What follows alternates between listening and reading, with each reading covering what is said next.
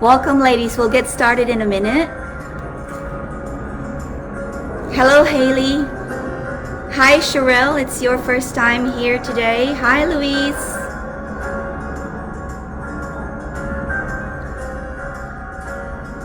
All right, so we'll get started. I'm just going to turn off the music.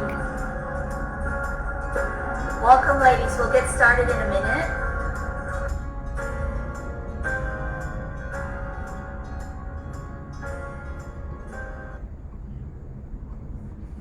Hello, good evening. So welcome to the Atomic Self-Love Project on Spiritual Events Directory. Tonight, I am your host, Grace Harris. So this is now my fifth Sunday. So I'm really honored and grateful to be here with you, ladies. And we are going to be covering tonight the first part, it's very interesting way of creating transformation in your life using journaling, transformative journaling. But first, for those of you who are here for the first time on the Atomic Self-Love Project, my name is Grace Harris, and I'd like to get engaged and have you get to know me more. And please put a comment below, say hi, where you're from, and what you've been up to last week. And today is the beginning of a new week. What are you looking forward to? My name is Grace Harris, as I've said, and what I do is I'm a transformation strategist, and what I do is I help women transform from ordinary to extraordinary. What I found is that we all have a desire to live our highest self. We all have a truth inside of us that's not necessarily here yet with us now. So it is like you could call it your true north, you could call it your life purpose that you may have already found or still looking for that oomph in your life, or you may just simply be someone who's in transition between jobs, between businesses, between relationships. Life itself is so full of mini transformations, and sometimes we are in those mini transformations, and sometimes we may be in a massive transformation time in our lives. Something may have triggered that, something significant. I know for myself, I've had a few significant life events, but the biggest one was a near-death experience that have really led me to do what I do now. And I guess to put it in a nutshell, I've written a book called Become the Woman of Your Dreams, and this is a book where my memoir is in it, what happened to me, and it's quite a brave book. And I just want to I want to really talk about vulnerability is courage, because this book is the very first true story that's ever been written about the epidemic of abandonment in the Philippines. When I was 6 years old, I was abandoned by my mother, and through that decision and action by her, I was subjected to quite a lot of negative influence, if you will. So that would be different types of abuse that I didn't even consciously know that I was experiencing and have experienced. So because of those negative influences, my life was always for one reason or another, I couldn't figure out why whatever I do, and it seemed like I'll be doing really great with my career, with just life in general, but in relationships, I was repeating cycles of being attracted to people that are really toxic for my life, and I couldn't figure out why until one day I had a near-death experience, and that near-death experience is the significant life experience that have really allowed me to look into what is it that I really want for me, and how have I lived my life so far. And the bigger question was, how do I go into this transformation without being so overwhelmed, without really so just giving up on it. And so I'm very passionate about just saying to everyone that there are so many different healing modalities out there. And as a matter of fact, I was just in Bangalore, Byron Bay, Friday, Saturday, and Sunday, because every year, once a year, they have what they call Starlight Festival, and it's a festival where there's so many people that are giving workshops and talks and just information on different healing modalities. And there are like acutonics, there's kinesiology, there's crystal dreaming, there's transference healing, there's just so many, I can't even name all of them. But And the one thing I've learned is this. I was there for 3 days. I was geeking out on it, but I was really observing the world of alternative healing, because I know that there are so many women out there that we don't need to go to the doctor, right? We know that we're okay, but we also know that there's something there that just needs to be nudged for transformation so we can really access our higher self. And so one thing I've learned, especially from going into this 3-day, it was a 4-day festival, I was there for 3 days, is that number one, we are all open. There's so many people that are open to just healing and just to become their highest self.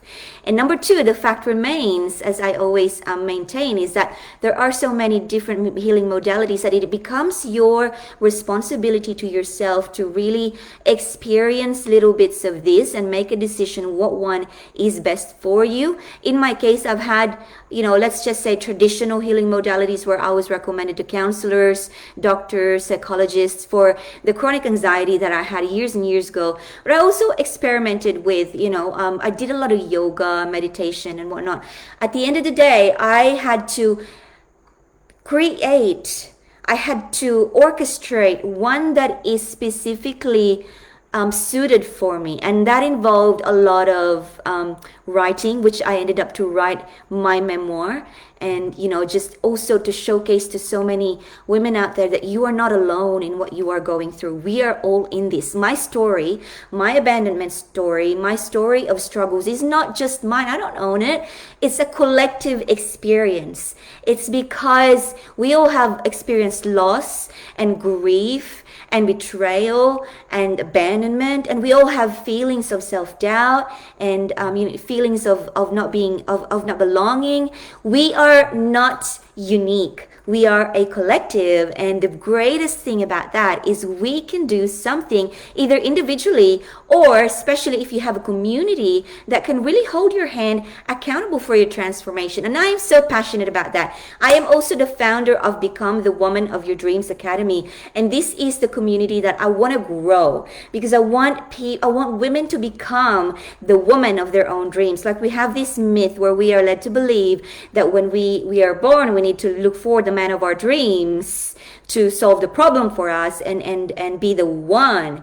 But the truth is, before you can find anyone, whether that's you want a woman or a man in your life, before that even happens, the very first relationship that you have to have and cultivate and nurture is the one with yourself. Therefore, you've got to become the woman of your own dreams before you can even be any good for anybody. This is the biggest and the hardest lessons I've ever had to learn.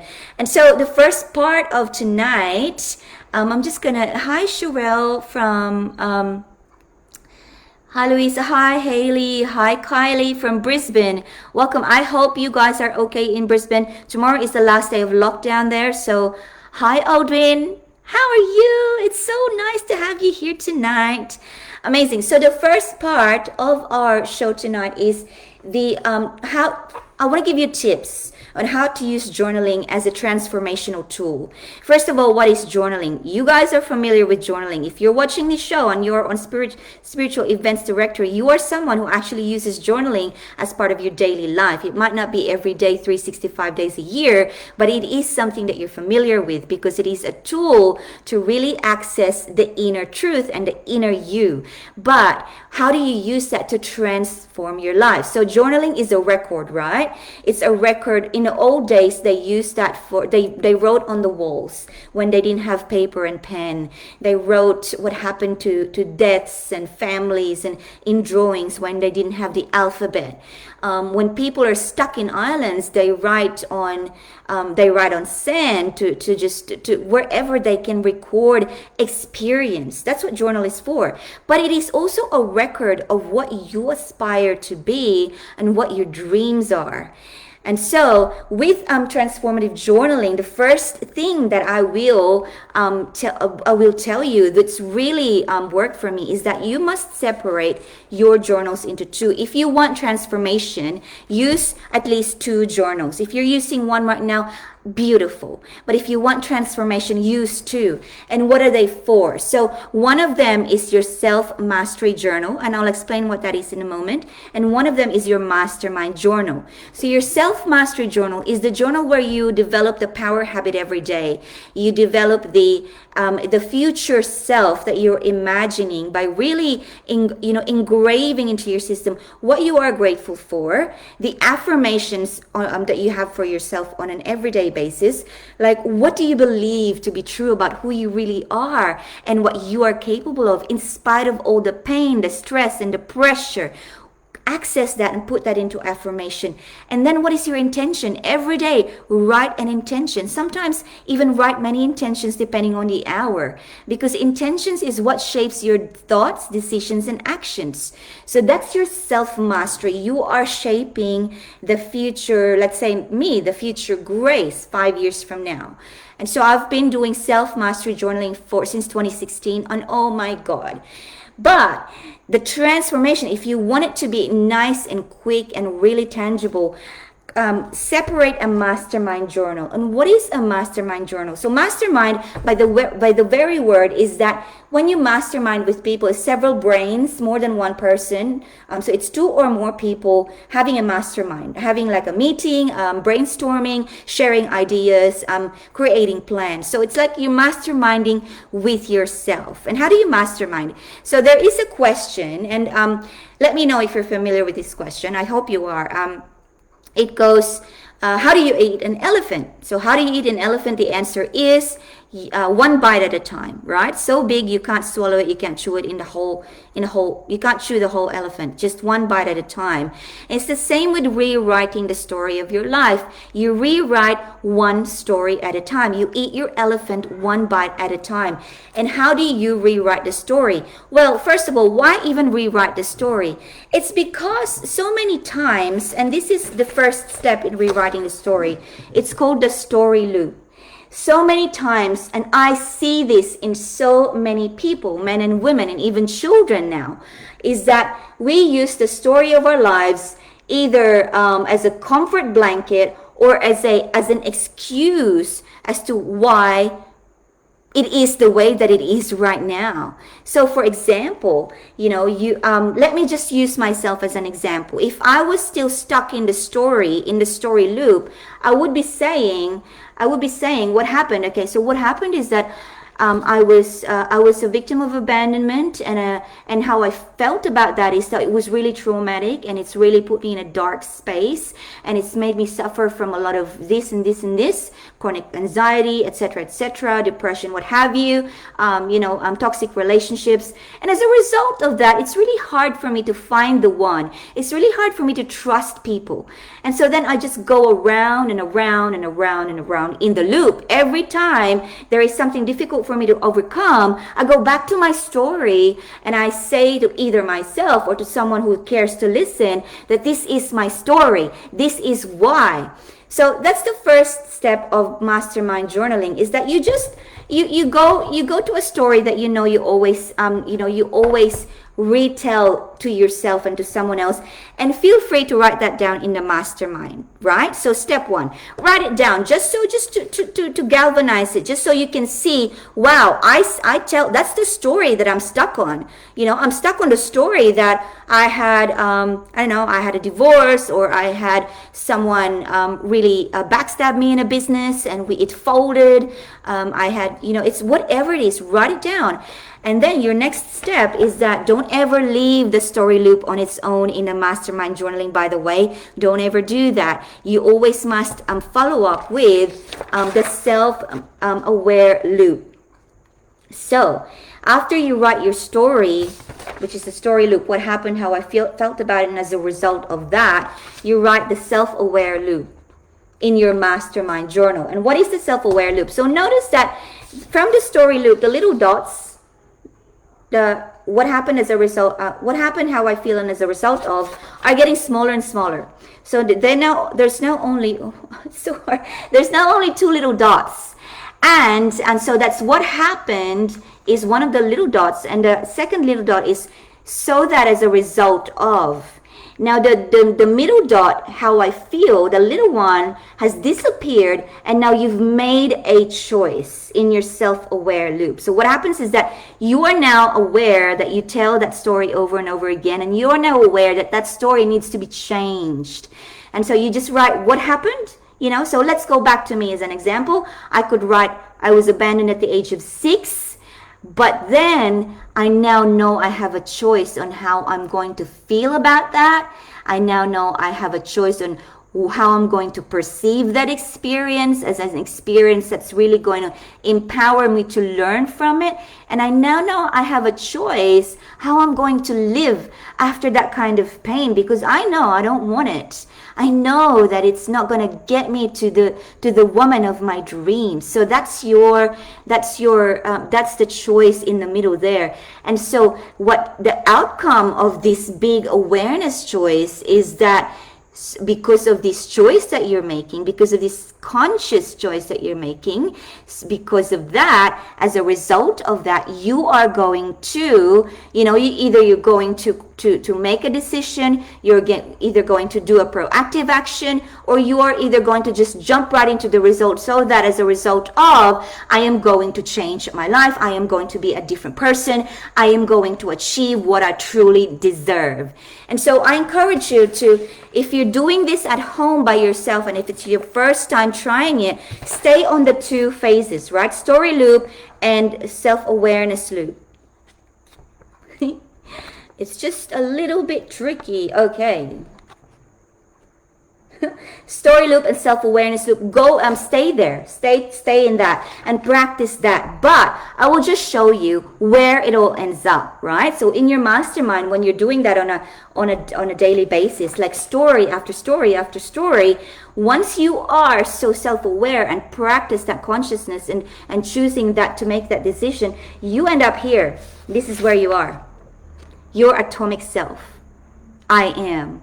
And this is where you really come from a place of affirmation that is so powerful that if you do it every day in your self-mastery journal, it becomes your reality. Because what is an affirmation? So I am is the start of every affirmation, right? Doesn't have to be, but most common affirmation starts with I am.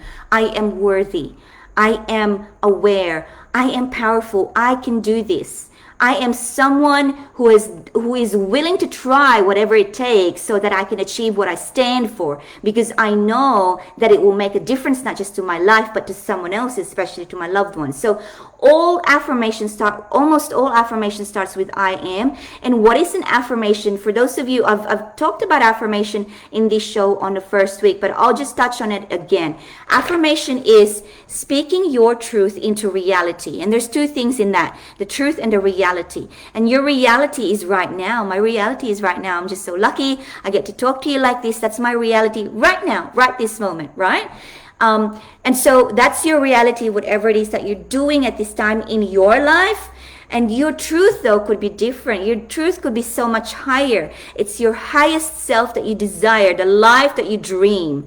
And if there is a gap there, you use the I am affirmation to bridge the gap between the truth so that it comes into your reality.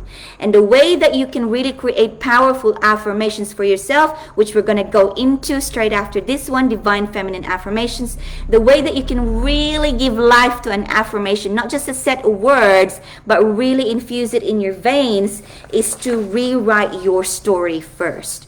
First, you've got to write down the story that you repeat to yourself and change that into a self-aware loop. Choose how you must perceive it. Choose how you must live moving forward. And you end up with an atomic self. What do you really know about who you really are and what you are capable of?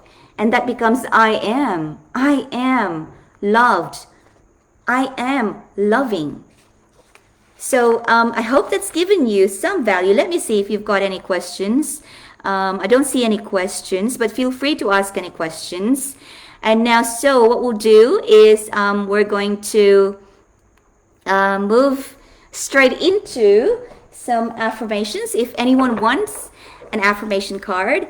I'll pull one out for you and we'll go right into, because these are divine feminine affirmation and we are all divine. So divine is a word that comes from a Latin word that means divus, which is translated as diva or god.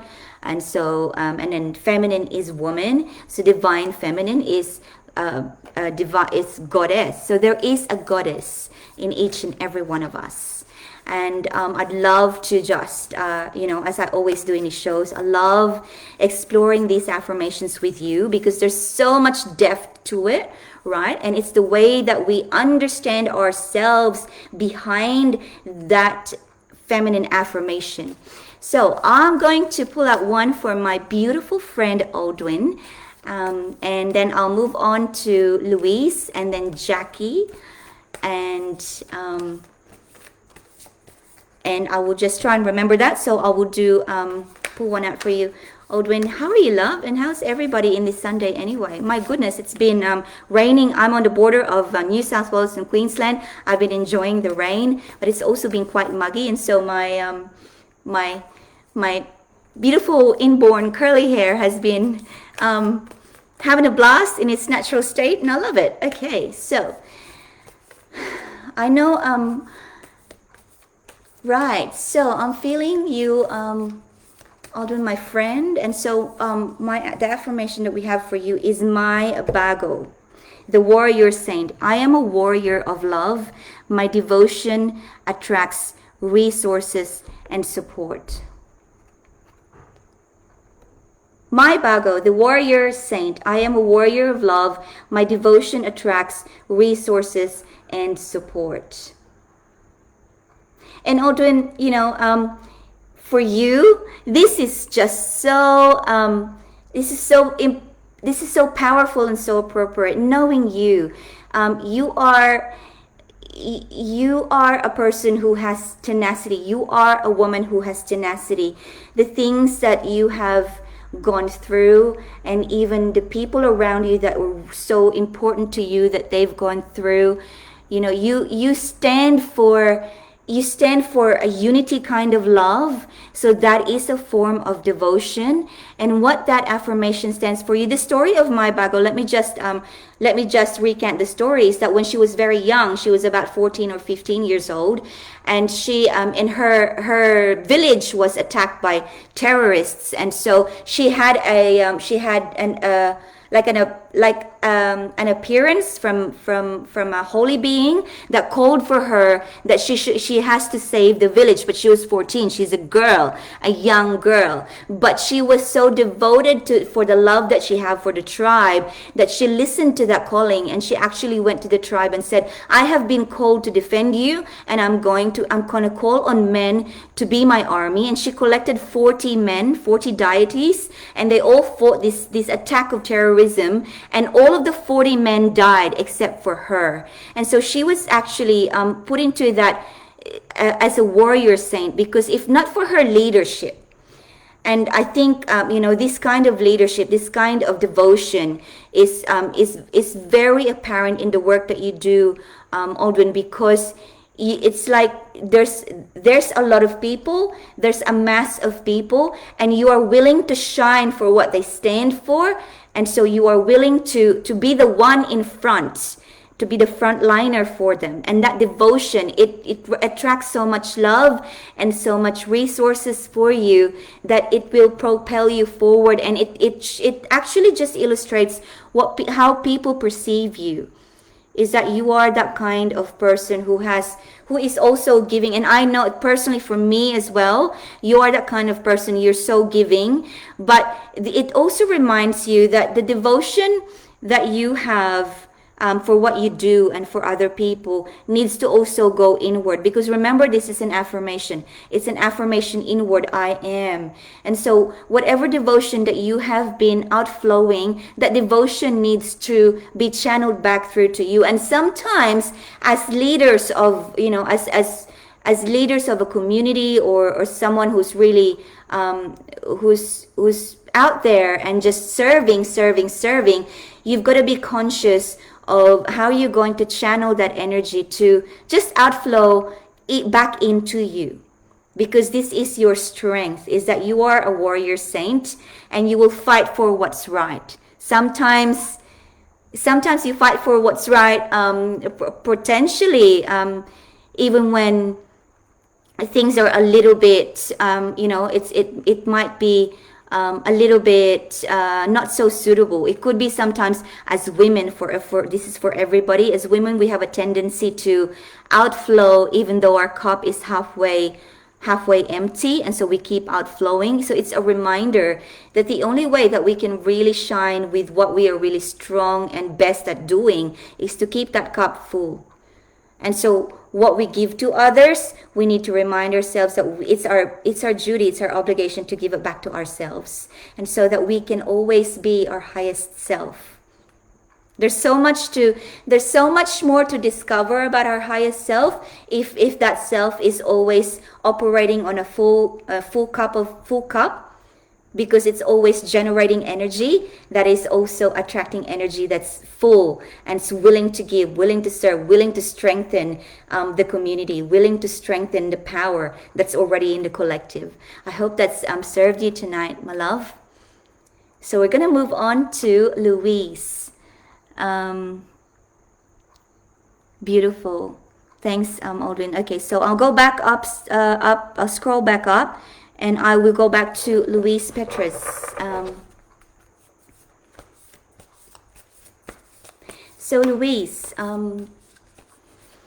tonight we have for you as your affirmation, Kuan Yin, the goddess of compassion. I recognize suffering in order to release it. Curiosity breeds compassion. Wow. So Kuan Yin is considered to be one of the most devoted to goddesses in the Chinese what is called theology. And she is the goddess of compassion. I recognize suffering in order to release it. Curiosity breeds compassion. So when it comes to the suffering that is being talked about in Kuan Yin's card, is the suffering that we have inside and outside of ourselves, and how we view that suffering. It's all about the self-compassion, so that we can be compassionate to others. So when we are in the middle of, Louise, if you are experiencing something that's recurring in your life, that puts you in an uncomfortable state, it could be either involving other people or involving just yourself. And this could be something that has come up before and has come up again and then again and again. So it's like a nagging kind of discomfort, of pain. It might be small, it might be big. You might be aware where it's coming from, or you might not be fully aware exactly why it's happening. I know I was in a space a few years ago where I wasn't aware until I sought to be aware. And the trick there is that it's the curiosity part. So when you are curious, instead of feeling the fear, the guilt, and the shame, so one state replaces three. So curiosity versus fear, guilt, and shame, as to, wow, where is this pain coming from? Or how come I'm manifesting things that I don't really want to manifest? What's that about? So come in with curiosity, because when you come in with curiosity and not with, oh my God, this is that, that kind of shame and guilt and fear kind of state that's really downwards and negative and heavy.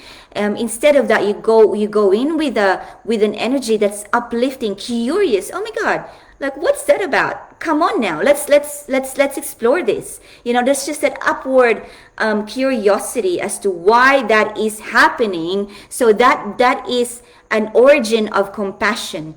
And when you originate compassion from curiosity, it breeds into atomic self-love. It just breeds into discovery of your inner power, discovery of what you're really capable of, that you already know, but for some reason it's covered up with experiences and people and places that you don't necessarily desire. But these layers can be unpeeled through compassion. However, compassion you can't really get if you go in it with guilt, fear, and shame kind of inquiry. You've got to come in with curiosity. And so that is what that message is be compassionate, And whoever needs you right now, Louise, you know, show them that kind of compassion.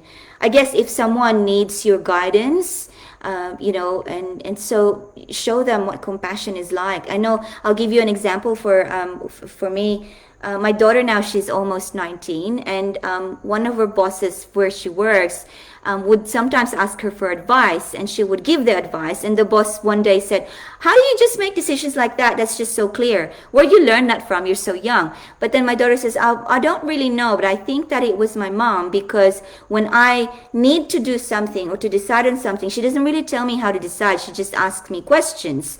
And so the way that I would ask her questions, sometimes it's the things that she has to decide on, they're heartbreaking, right? Like, for example, about a boyfriend, and, you know, a struggle with a boyfriend. And because she's my child, it breaks my heart that she's going through that. But I come in with compassion, and I just ask her questions, you know, can you remember why you love this person in the first place? And just stuff like that. You just come in with compassion, and then it breeds into self-love, either for yourself or for others. And then it really, it uncovers the power within. And then you get that clarity that you're looking for, the flow that you want. And it's just beautiful. I hope that served you tonight. And I think we have next is Jackie. Jackie Camposano de Lara. Wow, I love your, is that like a Spanish name? Or maybe Puerto Rican? Okay, so Jackie, I'm going to pull out a card for you. And what I have for you, Jackie, is, wow, it's the same. Have you been listening to Aldwin's affirmation, the warrior saint? So if you've been listening to that, that's you know, this is the card that's resonating with you. But I encourage you to maybe listen back to the recording, to the video, play it back. What I'm going to do is I'm going to pull out another affirmation for you, Jackie, so then you get the two, because you already know about my bago, which is the warrior saint, and that's about the devotion that you have, which is, you know, it's a kind of constant love that translates into the availability of love and resources for yourself. And so let's go back into getting a card for Jackie, and then I'm just gonna look at who's next after Jackie. So that will be Elizabeth and Kylie.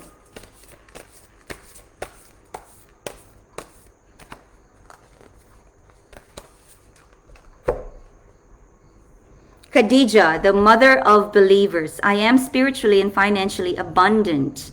I provide heaven and earth for myself. Khadija, the mother of believers. I am spiritually and financially abundant. I provide heaven and earth for myself. So Jackie, this is letting you know that all the resources that you have comes from within you. So abundance is an inside job. So I'm feeling that this is, we are in 2021. You are you having maybe inquiries about what kind of year this is going to be for you after a difficult year in 2020? Does it have something to do with, you know, with stability when it comes to your resources, with your money, with your financial side of things? And this card, Khadija, is telling you that that financial abundance has a lot to do with your spiritual power. And it is so true. And I keep talking about this in this show. For some reason, it comes up all the time. If you guys haven't read the book, Think and Grow Rich, it sounds like it's about money. It's really not just about money. Yes, it's about, you know, how do you become wealthy if you want to be wealthy. But the wealth that it's talking about is the wealth that you desire. And not everyone desires just money. But this book is going to take you through 13 chapters where it gives you the different steps to manifest what you want. And if that is financial abundance, we'll go and read this book. The first chapter of this book is desire. Now that desire is a spiritual kind of experience. It's not a desire that you know, so I'll just give you an example of a shallow desire. So you see someone on Instagram, or you see someone on TV, you see someone on Facebook looking perfect, looking amazing, and they look amazing, they talk amazing, they appear amazing, and you go, wow, that is amazing. I want to have what they have. I want to do what they're doing. So that is a desire that is using the mind. But a desire that's coming from the spiritual power that you have is that knowing why you desire this. And I've covered this last week, I think.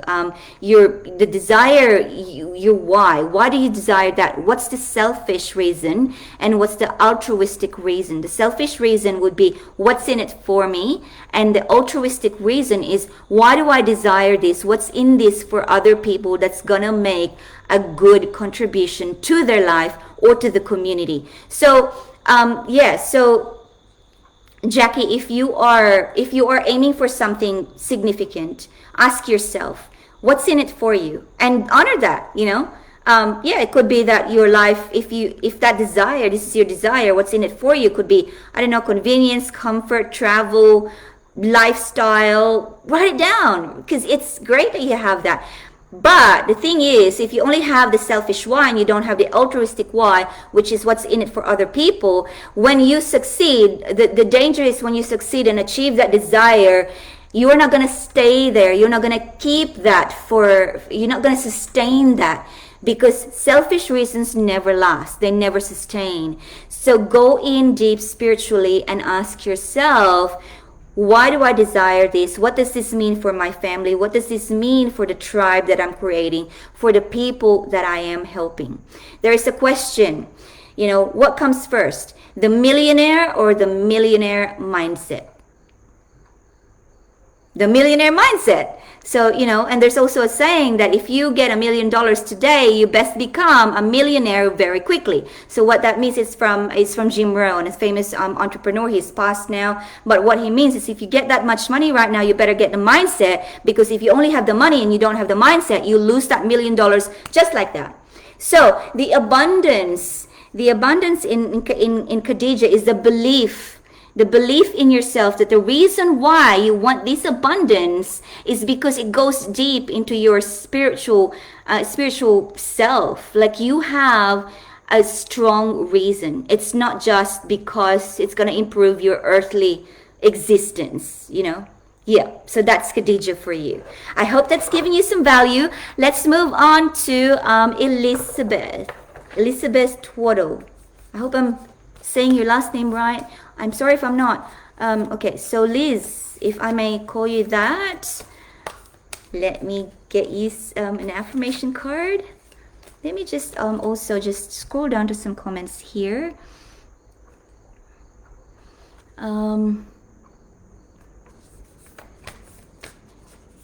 Yep, so we've got hi Rosanna, it's great to see you here tonight, love. I know we live very close to each other, but we haven't caught up in the last few months. So it's probably something in the first quarter to think about.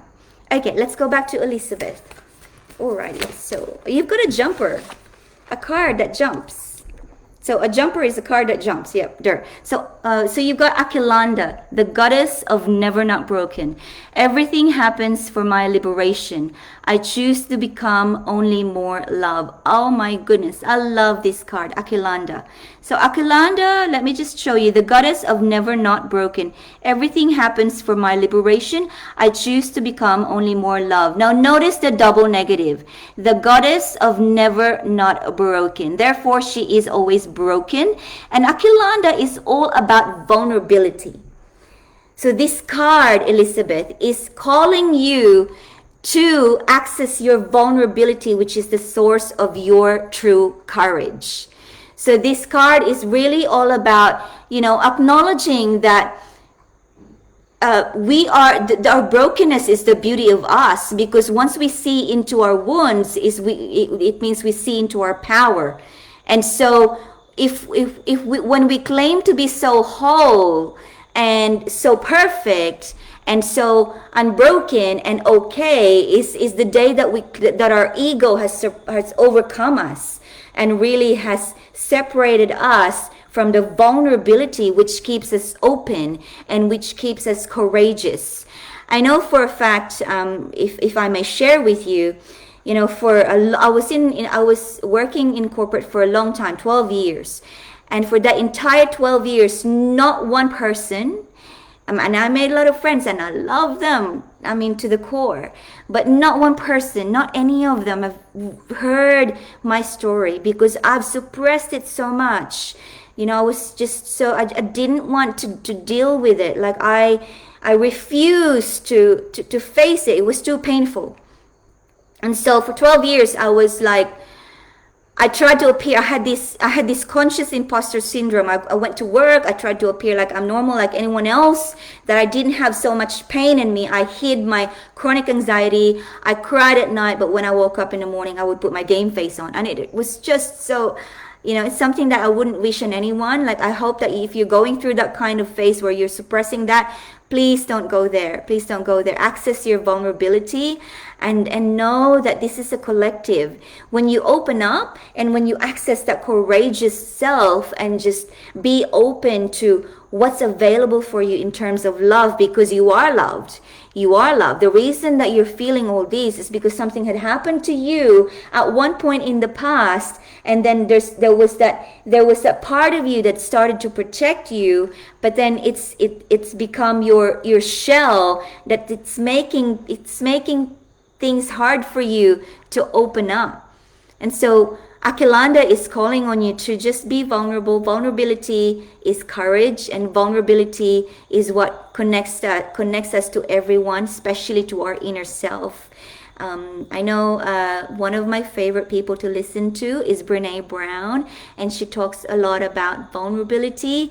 And if you don't know about her yet, just go on YouTube her, Google her, because she was the person who was the queen of non-vulnerability before she started talking about vulnerability. It was the one thing, like there was a story where she tells this story. Before she hooked up with her vulnerability and with her courage, she once went to a shrink that they call in USA, to a psychiatrist to solve a particular dilemma. And she sits in the psychiatrist's office, and then she says to the psychiatrist, "Okay, let's get on with it. Let's talk about my dilemma. Let's solve the problem. But I don't want any of those questions that you have about what happened to my past. Okay, I just want to solve the problem." So it was like the classic non-vulnerable whole kind of imposter kind of syndrome that she was using as her facade, and then until she had to break it down and decide to become vulnerable. So that power is a decision, though. You've got to access it with conscious decision, because it's not an easy process. Let me tell you, when I wrote this book, which is the greatest act of vulnerability that I had to do, when to really write down the things that had happened to me and to write the lessons I've learned and how I've come out of that. In the process of doing that, it was there were days when I just wanted to cry all day. So it's not an easy experience. And if you want to find out more about how this can be something that you could do, feel free. There's a link up the top of this video to book a breakthrough session with me. I'm more than happy to chat with you and see if there's something that we may be able to do to step you up into your transformation. So let's move forward to Kylie, and then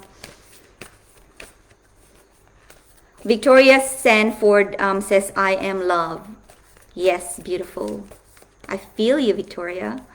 So Kylie Demouy, and I hope I'm saying your last name right. Now, Kylie, for you we have Green Tara, the Buddha of enlightened action. My soul informs my every step. I do what my heart compels me to do. Green Tara, the Buddha of enlightened action.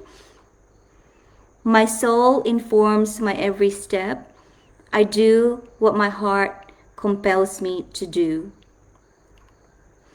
So this card is all about self-love. It's all about honoring yourself. So Kylie, it's all about allowing you, or it's really calling you to ask yourself the one question, what lights me up? What really lights you up, Kylie? Really, what makes you lift? What makes you go? What makes you expansive? You know, I encourage you to, in your journaling in the morning, when you're in that alpha or the beta state of the brain wave, when no one is awake and you're the only one awake, you're having your coffee, it's quiet. Ask yourself the question, what truly lights me up in the midst of all this chaos, in the midst of this pressure, these demands, these problems that I have? After all of those, what lights me up? Because your heart will guide you every step of the way. Yeah, so it says, my soul informs your every step. I do what my heart compels me to do. It's to go back into that heart space. And when you find out what lights you up, go and do that.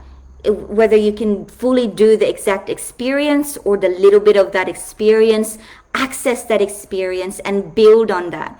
You may not get the clarity that you want after just the first time you access that experience that really lights you up, but be faithful to yourself. When your heart is saying that to you, it wants you to put you in that experience of lighting yourself up, because that's going to light the way.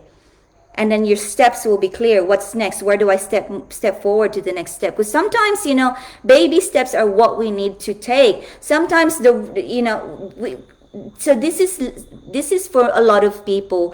After years and years and years of conditioning ourselves as to we're doing what other people told us to do, we're doing what we think people are going to be pleased. So we've built ourselves a jungle that is so difficult to see. It's just so muddled up that we don't know how to move forward. So our job is to slash the jungle and create a pathway where it's really right for us. And slashing that jungle that we've built for years is not an easy job. And so sometimes it's one step at a time. And to do the one step at a time, what kind of light will you use when it's so dark? So you access the heart. What lights me up? And let me use that little bit of experience and build on that. Use these tools it could be your transformative journaling tools. After you go into the story loop and the self-aware loop, use that once you come to a place of I am. And so I hope, Kylie, that gives you insight as to how, you can get started tonight, tomorrow morning, as to what lights you up and how you're going to move forward, whether that's a small step, a big leap. That's up to you. It's up to you. So we're going to move on to Sherelle Neville. And Sherelle, I'm just looking at your photograph. It's a black and white photograph. Beautiful. Alrighty, so Sherelle, tonight what we've got for you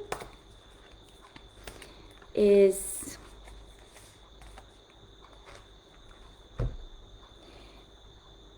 the mystic of peace. I am peace. When my mind is clear, the way is clear. So her name is Zhu Wanxing. I'm not really sure if I'm pronouncing it right, so I beg your pardon if I'm not. So it's Zhu Wanxing, the mystic of peace. I am peace. When my mind is clear, the way is clear. So she belongs to the Trivedi dynasty in the Chinese theology, and she is and she's all about love, and the love spreads peace. And so this card for you, Sherelle, is calling you to clear your mind, which is easier said than done, right? And so I guess the question here is that, how do you empty your mind? And for me, if you were to ask me that question, how I answer that is, how do I empty my mind is first to find out what is polluting my mind. So it could be different for you, but I can only show you and guide you and hold your hand through the way that I know it's worked for me, and it's worked for women that I've helped and women that I've spoken to, is that to clear your mind, you must first know what is polluting your mind. And the way that I teach this is, it's called a life inventory model. And so this is a great tool for clarity. And I encourage you, ladies, if you haven't done this, never heard of this before, is to do this. And I'm happy to also show you how to exactly do it. If you want to have a breakthrough call, feel free to click the link above. But what a life inventory is, I'll give you a simple version of it. What it is you just write down, and it could be in your mastermind journal. That would be the best place to do it, is to write down 3 columns. The first column is the people, and the middle column is the places, and the third column is the experiences. You list down people in your life currently, personal life, professional life, business life, and places in your life that you frequently go to. Emotional place, mental place, or an actual physical place that you drive to or you walk to. You write them down that are frequent in your life. Experiences in your life that are significant on a daily basis. It could be going to work. That's an experience. It could be mothering your children. That's an experience. It could be being a partner to your partner. That's an experience. You write them down. So people in your life, all the people, personal, professional, business, places that you go to, mental, emotional, and then experiences. Once you have this list, you then go and get a blue pen and a red pen. So the red pen is, you cross out the people, the places, and the experiences that are not serving you. Cross them out using a red pen. And then the blue pen, you tick the people and the places and the experiences that are serving you. And by serving you, I just mean that it lights you up, it elevates your life, it complements your life, it gives you life, it makes you joyful, it's good for you.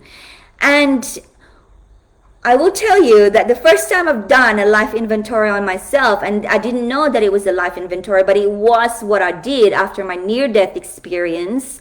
I really had to look at what the hell am I doing with my life, and how am I going to live if I keep doing the same thing over and over again. I had to do a life inventory to find out what was polluting my life, so that I could get out those pollutants, get rid of them, in a really breakthrough kind of decision, radical, bold decisions, and so that I can clear some space. So this card really, Sherelle, is calling you to clear your mind. To clear your mind. When your mind is clear, the way is clear. Like, there's no use looking at what's my pathway moving forward, or maybe that's a good technique, maybe that's a good. First, you've got to do a life inventory and just acknowledge to yourself that even though these people might be, people that you really care about or you're really fond of, you get along with them. I know I've had a few of those that, but I've had to make for myself, my selfish why, and for my family, my altruistic why, for my children, I've had to make a radical, bold decision to extricate some certain types of people and certain types of places, emotional places especially, that I needed to release and let go, and experiences as well that I didn't need to repeat. So do a life inventory. I'm more than happy to talk to you more about this, if this is something that is really necessary for you at the moment, Sherelle, or anyone really. Click on the link above. I hope that's giving you some value tonight. So we're going to move on to, in the essence of time, we will move on now to, we've got Bronwyn Mayers. Love a card, please. Okay, Bronwyn, if you're still here with us, hello. We will pull out a card for you, for your divine feminine affirmation. And I am just feeling so feminine as I am doing this for you, Bronwyn. So your card is Anandamaima, the joy permeated mother. I am my own guru. I know the self that never changes. Wow. So, Anandamayi Ma, the joy permeated mother, I am my own guru, I know the self that never changes, is well known to have. She was like the go-to of the tribe for all things that were mentally confusing and heartbreaking, because she had this. She belonged to the Hindu theology in the 14th century, I think it was, and so. And so she was sought after by people when they had heartbreak, when they had mental confusion, because she always had the capacity to just to say that there is nothing to be done. There is nothing to be done. What you need to, what is there that needs to take place is it's to go back to the self. And Bronwyn, so as you, well, you are in spiritual events directory, so I'm just going to make a small assumption that you are, a self-aware woman, like you have been exploring into self-growth and self-evolution. And yeah, so we all know that there's two, in us, there are two things, that there is the awareness and there is the self. And so the self is that really the form, and the awareness is the formless. So the self is, I am a woman, I am brown skin, I have black hair, I am, I'm a doctor, I'm a nurse, I'm a teacher, I have it's the self. It's the form. It's what we perceive our form to be. It's the identity that we attach to our form, so that we can identify it, so that we have something to latch onto. But there is also behind that the formless, which is the awareness. And so Anandamayi Ma is really calling you to, whenever you're in mental confusion and whenever you're in heartbreak, it's most likely induced by the ego that's in the self. So there's something about the self that's been rubbed off in the wrong manner. Don't get me wrong, ego is not all that bad. We need ego to function. If we don't have that ego, the self can't really manifest in this material world. It's just going to flow and no one can see it, right? So the whole identity thing, the whole thing that even, I have to have ego to actually sit here and speak to you guys. But when something is rubbing the ego in the wrong way, it can go downhill from there. And so it can cause heartbreak and mental confusion. And what Anandamayi Ma brings you back to is that to just go back to your awareness, that really all that matters is the observation. And once you go back to your observation, you find that really there's not a big deal to be done. All you've got to do is to just give yourself that space to let things pass, because everything passes. Everything passes, no matter how challenging it is. Once you go back to that self, that's where the peace lies. It's that constant constant self that never changes, which is the awareness. It's just there. It's like the sky, and the self is the clouds. So the clouds are always changing. It's coming and going. It's passing. Sometimes it's full of clouds, no clouds, but the sky is the same all the time. And it's always that stable self, the sky. So go back to the self that never changes, which is your awareness. And that's how you get the peace that you are looking for.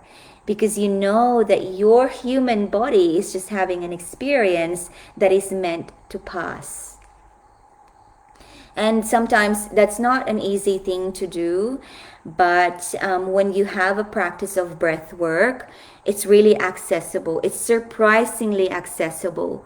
Breath work, can be as easy as just doing it in your office chair, or even when you're driving, you're just really going back to your breath, and that's all you are. You're not thinking of anything, but just being aware of your in-breath. And then you can hold it if you want, and then out breath.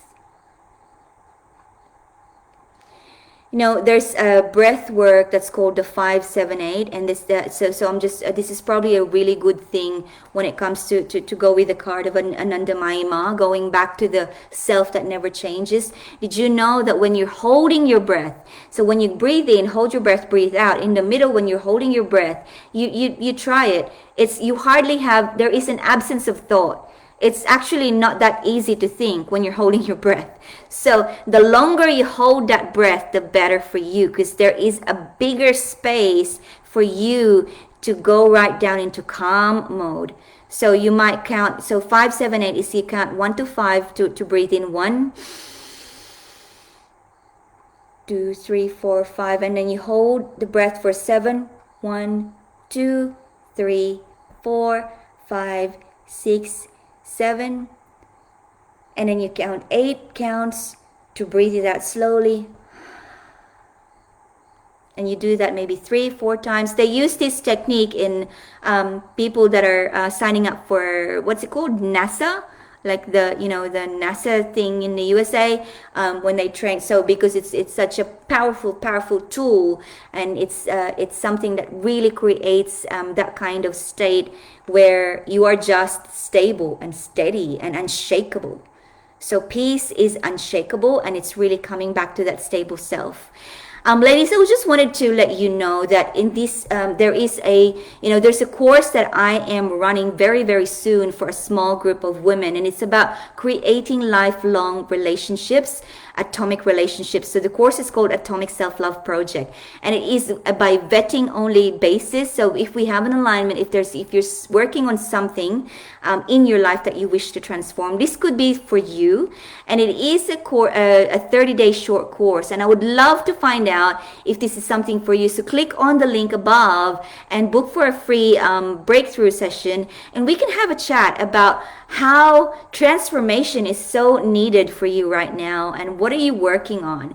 Because the course may be called Atomic Self-Love Project, Creating Connections for Life, but it's really coming back to the fact that whatever relationship you're working on, whether that's a relationship with your business partner or intimate partner, we have to remember that the first relationship we need to build and cultivate is the one with ourselves. This is the foundation of all relationships.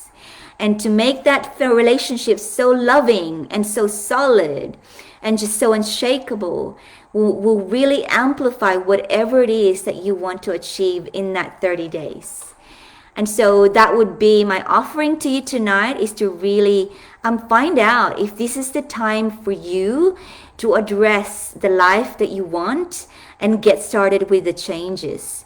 And so in the interest of time, I know someone else is going to have, so with other people, Rosanna, for example, I think, I didn't get to you ladies, but perhaps, we can hang out again next Sunday, Ezra as well.